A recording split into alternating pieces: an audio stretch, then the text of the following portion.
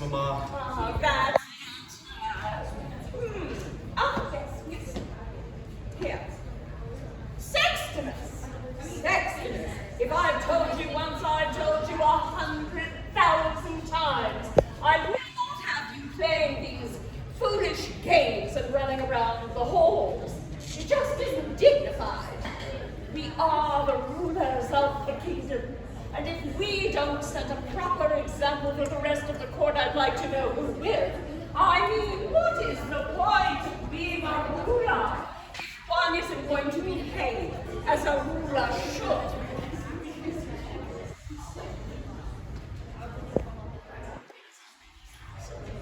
Mama. Now what? Mama, when am I going to get my princess? Then, Doris, I don't want to discuss that now. It's time for your cocoa. But Mama, sometimes I get the funniest feeling you don't want me to get married. Don't want you to get married? Don't want you to get married? Douglas, don't you trust me?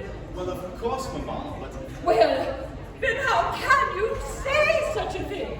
I want you to get married. Come down on her plane. How many times have I said to you I want you to get married? Only this morning I was saying to your father, I said, Sextimus, I want that boy to get married. It just isn't normal for a boy that age to stay single. And after all, he is the prince. I said, don't forget that. He's next in line to the throne. I mean, we're not exactly the oldest people in the world. But, on the other hand, we're not going to live forever. And I just know I'd feel much better, much easier, and more relaxed in my mind if that boy were married and settled and set. And that is absolutely verbatim exactly what I said to your father this morning. Of course, he didn't say anything. He never does. But you know him just as well as I do. I don't have to tell you how impossible he is. But that's my cross of pain. I don't want you to worry your head one little bit about the fact that your father and I don't get along and never have. If he makes me miserable and makes me suffer, I just have to put up with it. And I will not allow it to affect my child's attitude toward him or me. He may be mean, stupid, dreadful, selfish, rotten man. But he is your father, and I want you to respect him. There is only one person who really cares about you and really worries about your health and happiness and your future.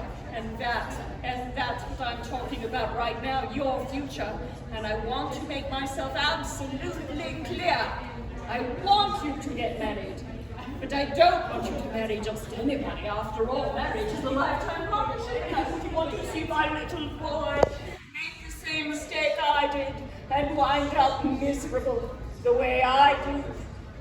You are a prince and you must marry someone suitable, someone who's good enough and smart enough and fine enough for my good, nice, sweet, beautiful baby boy. And of course she has to be a real princess. I mean a real princess. That's the one thing I absolutely insist on. She has to be a real, genuine, bona fide princess, just as I was. That's what you really want, isn't it? Of course you do.